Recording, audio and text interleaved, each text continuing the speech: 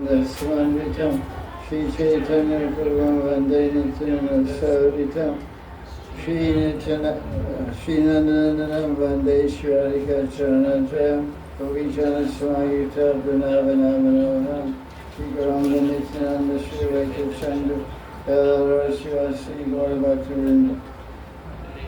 Hare Krishna, Krishna Krishna, Hare Hare, Hare Ram, Ram Ram, Hare. So, this is April 19, 2026.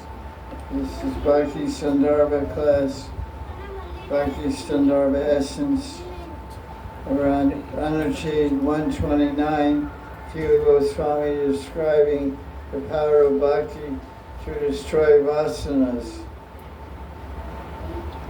Vasanas are predispositions towards desires, vasana. And he quotes a verse from Bhagavatam, 6th canto Bhagavatam, chapter 2, verse 17. The Vishnu Dutas are preaching the glories of bhakti to the Yamadutas.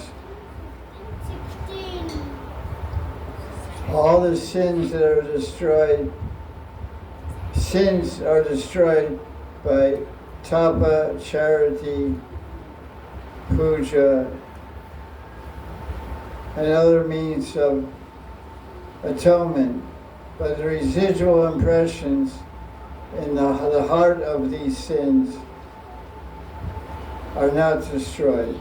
But by serving Bhagavan, even in residual impressions, vasanas are destroyed. So all these tapasya, austerity, vratas and vows and pujas, giving charity, all these good pious activities, they eliminate the reaction to your sin, but they don't eliminate the tendency or desire to sin. But bhakti takes away the desire to sin. The verse has a phrase, Hridayam. Hridayam means in the heart.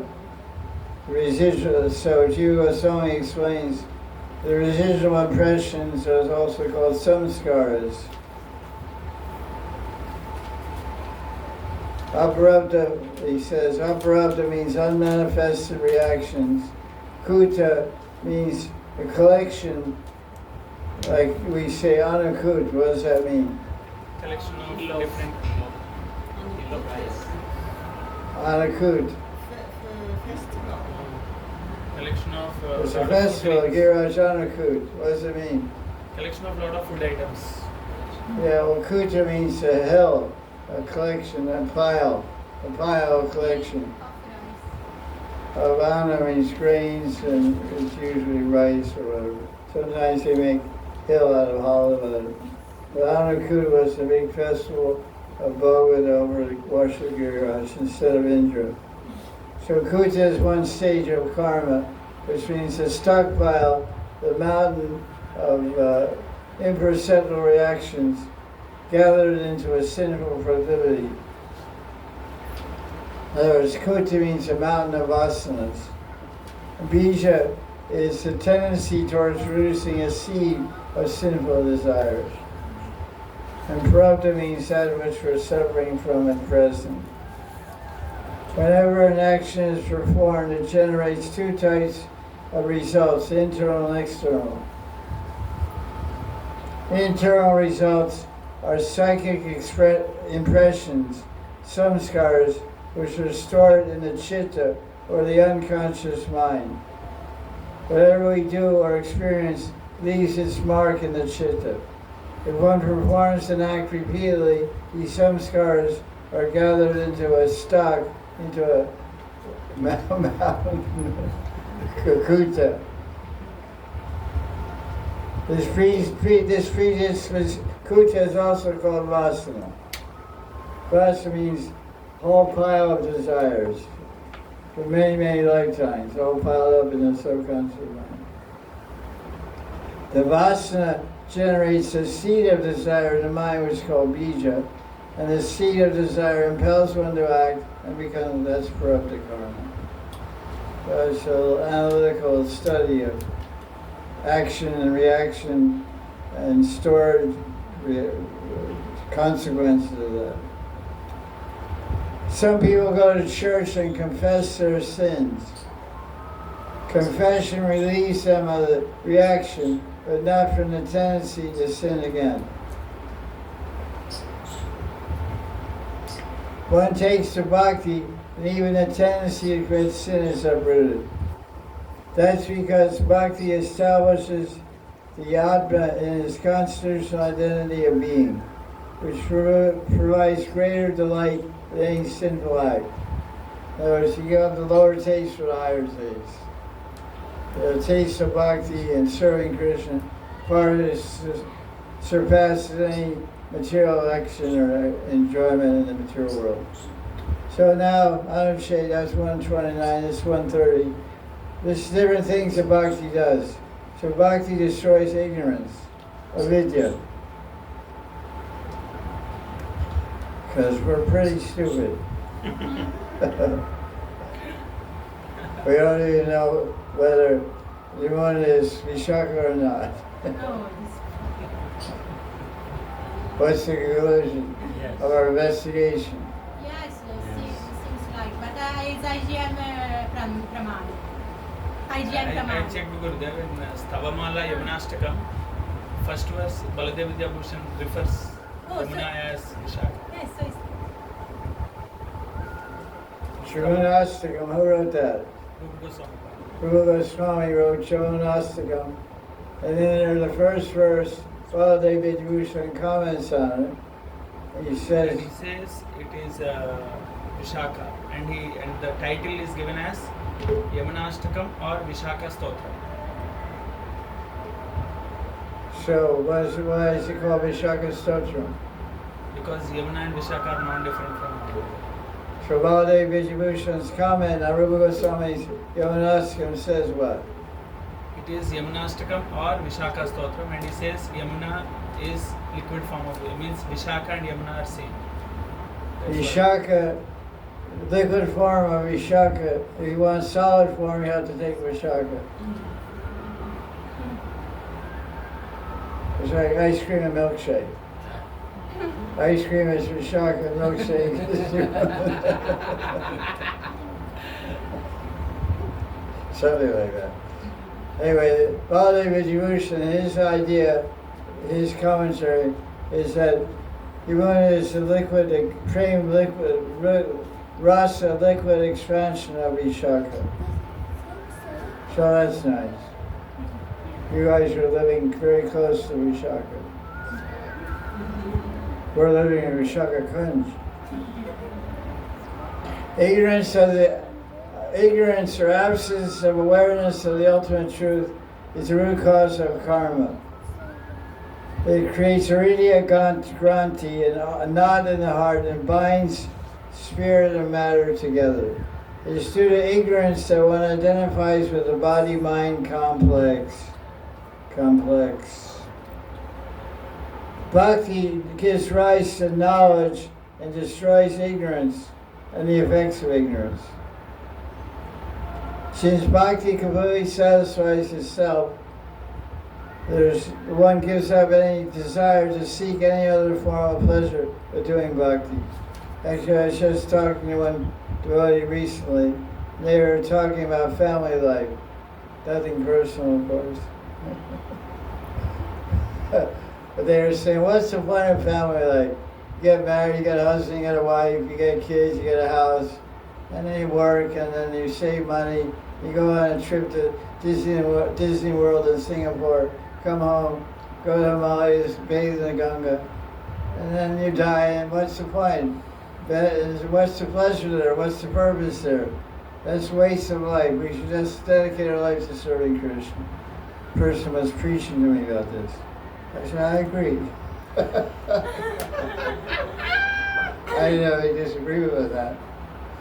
I've been trying to do that for a while. So the bliss of bhakti is without end. To signify this, Bhagavan is qualified in this verse by the word ananta, limited.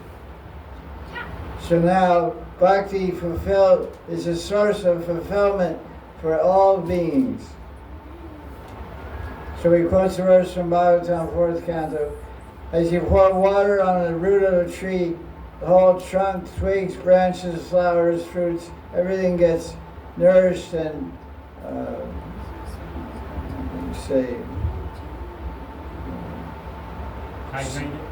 hydrated, supplied with energy and strength just by pouring water in one place. You don't have to individually water each leaf. So by worshiping Krishna, you satisfy everyone. Every Devata, every Rishi, every Petri, everyone's satisfied by worshiping Krishna.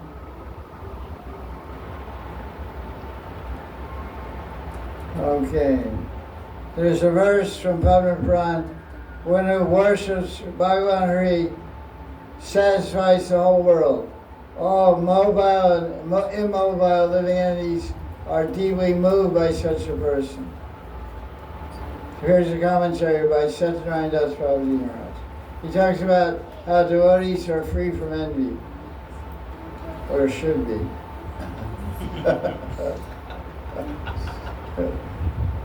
Could be, would be, will be, were yesterday, not tomorrow. Devotees are free from envy and jealousy and the tendency to exploit others. Being friendly, compassionate towards everyone, they have no reason to hate anyone. In fact, hatred is not possible for genuine devotees because they perceive the whole creation and all living beings as manifestation of Krishna. That's nice.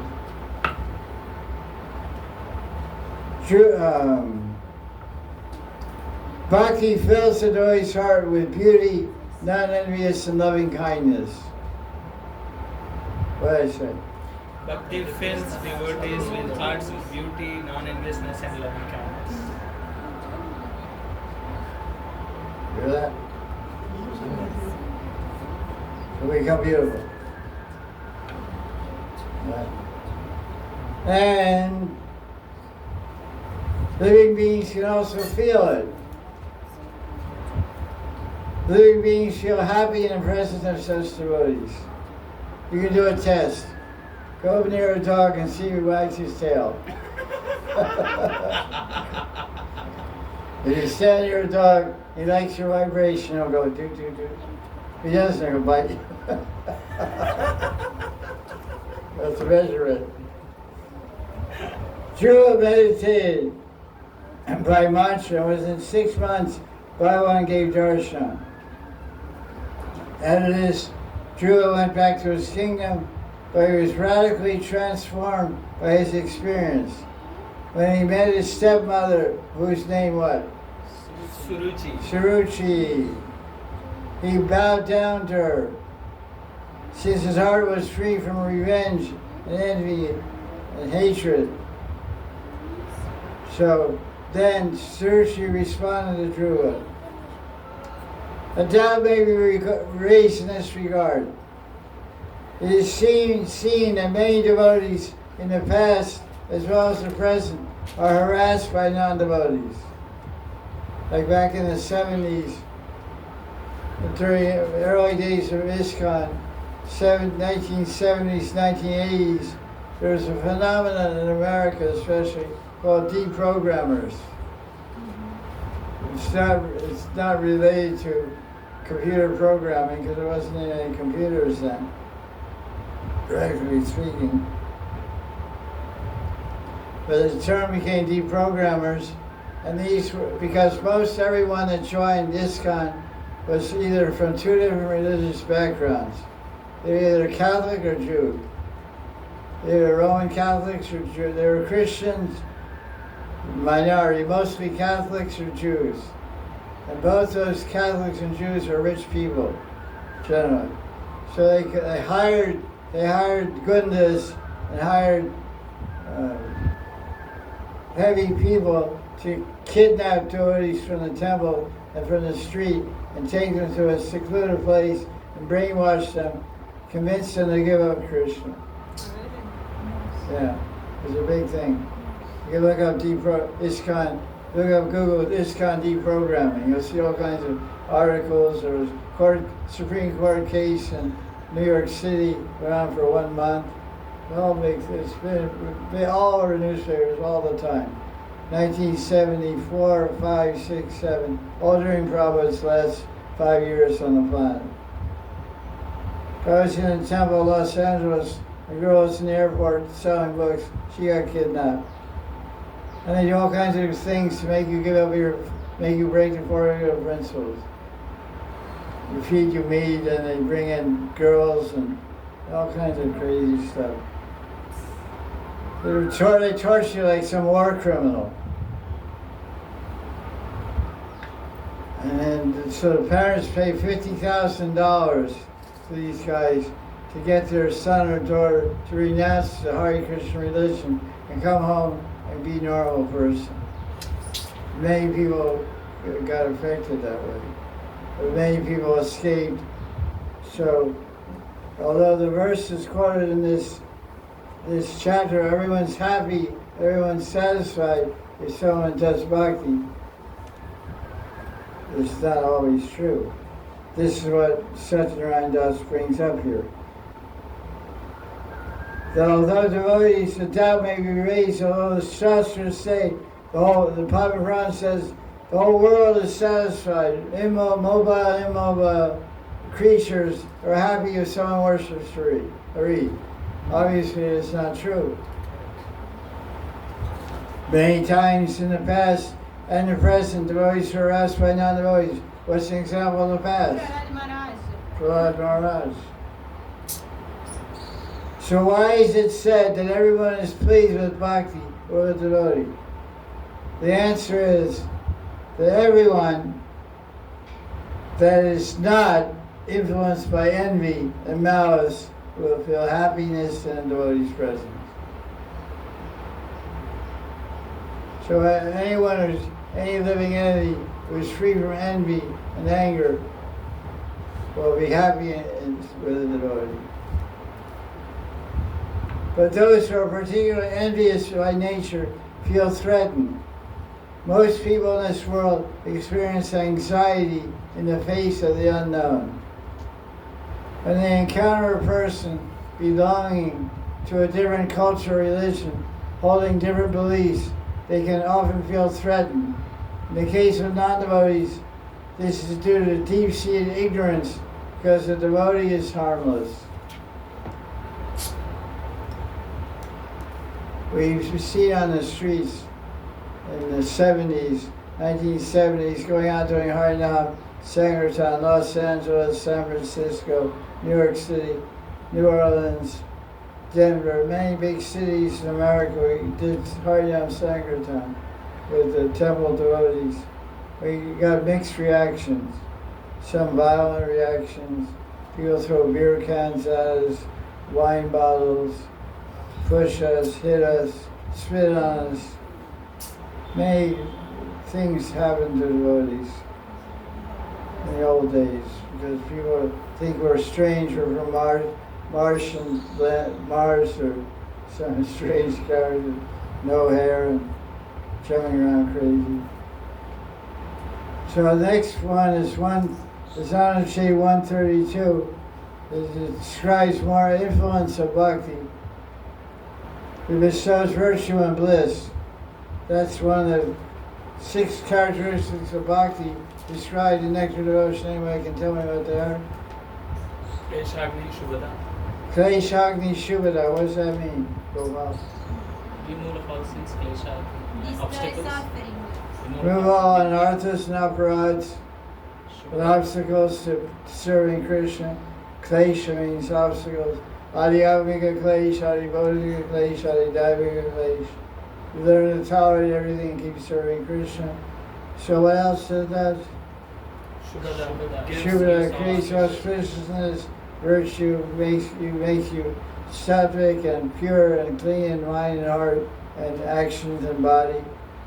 And you become very healthy and happy and peaceful. And all good qualities manifest in the body of a devotee. That's 2 things. What else? Sudurlabha and Moksha Labhuta both. Very rare. The symptoms of Bhakti creates the love for Krishna called Bhava. Bhava has two symptoms.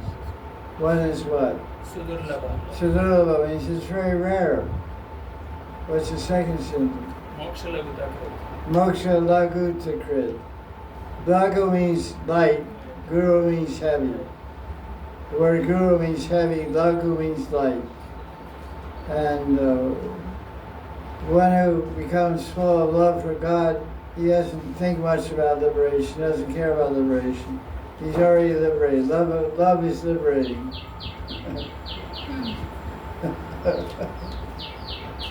Love is the greatest liberator. And then he goes further, he attains prema by practicing bhakti. What are two characteristics of prema? Sandrananda Visheshatma, Sri Krishna Akarshana. Sandrananda Visheshatma. The Atma experiences a special Vishesh form of concentrated bliss by remembering and serving and associating directly with Krishna. And also Sri Krishna Akarshani. You attract Krishna by the purity of your love and the depth of your dedication. That Krishna gives his darshan, embraces you and kisses you and everything. That's the symptoms of prema. So Jiva Goswami in Anushade 132 is describing bhakti gives virtue and bliss, knowledge and detachment. Okay, let's see what else we have. Okay, tomorrow's Akshaya Tritiya. Do some good deeds, Ghanasham. Bathing Radhika and give a donation to your favorite Babaji. Jai Krishna. His donation window is open tomorrow. You should always listen to your guru. Right. The devotee here's a commentary. The devotee has no desire except pleasing Krishna and devotees of Krishna. This is the meaning of the word akinshan. Akinshan means free from motivation. The only thing that motivates the devotee is what? Seva. Seva. That's right on the tip of my tongue. You took it off the tip of my tongue. Seva motivates the devotee. Prabhu used to say, "Oh, I'm a little tired now." I stayed up late last night. It was near because I couldn't, I slept in 2 hours for sunrise, but, I'm a little tired, ask me tomorrow. Okay, very motivated. Highly motivated, first thing. Okay, call you next lifetime. Don't bother me this lifetime, I'm busy. I'm booked up the whole night, man. Okay, that's it for now. We'll continue next week with that one. That was, whatever it was.